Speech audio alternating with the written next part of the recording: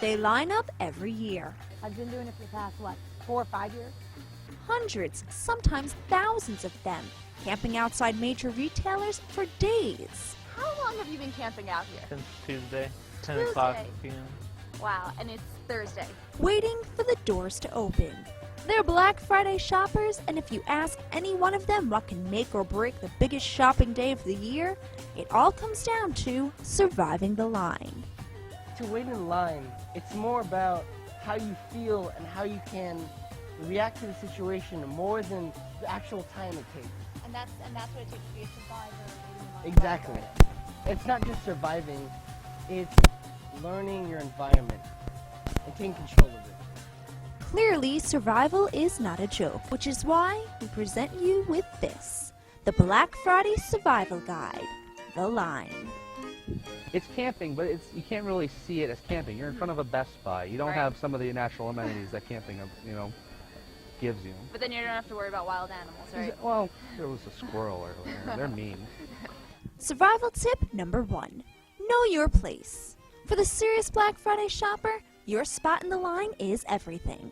And though many are content to just be close to the door, there are the elite few who will tell you if you're not first in line, you might as well be last. You want to be first in line that first night. You're going to show up Tuesday at like 2 in the morning. You want a good spot.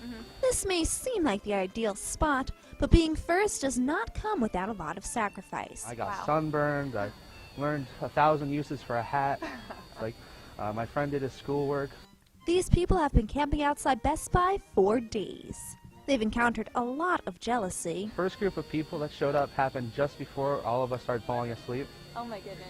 They pulled their car up and they shone their headlights into our tent, honked to their horn, revved the engine, and started screaming and yelling everything, talking about getting checkers and all that. Oh my gosh.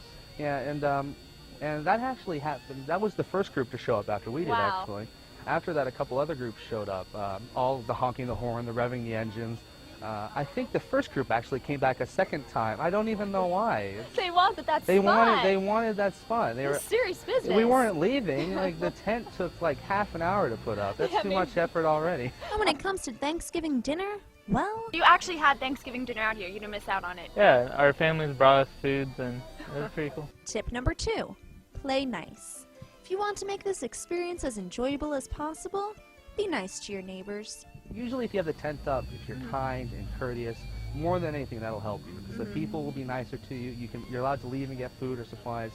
And it's a given, as you can imagine, that line jumping and line squatters, or people who just place their chairs and leave them, are very frowned upon.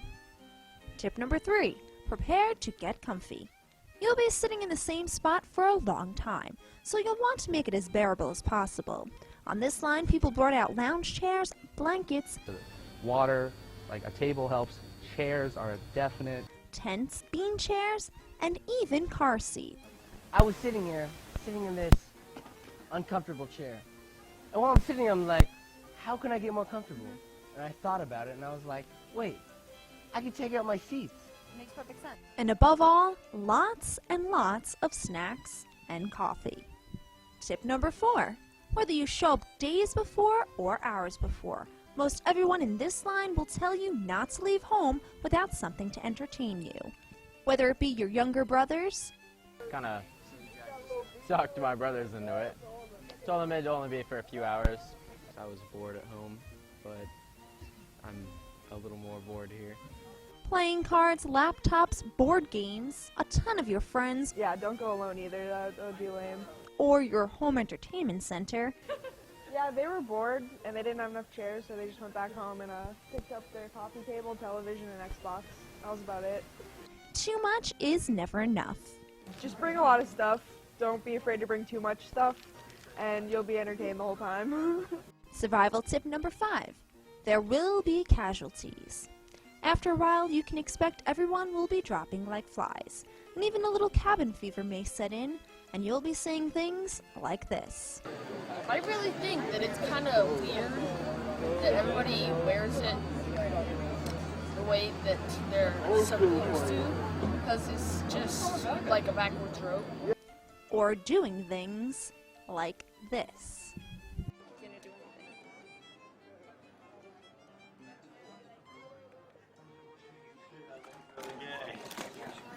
Yes!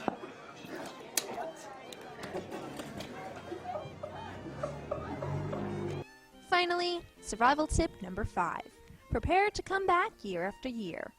We're told it's addictive and a lot of fun. It's been great. Everybody's been friendly. Everybody's been talking. We're giving everybody tips. When you remember just those good memories, it turns into like this great fun thing. You really want to do it again every year. Like basically my 3rd year doing it. And Okay. I keep coming back to it. I was just saying that today, that we should do this every year. It brings us all together. That's what holidays are for.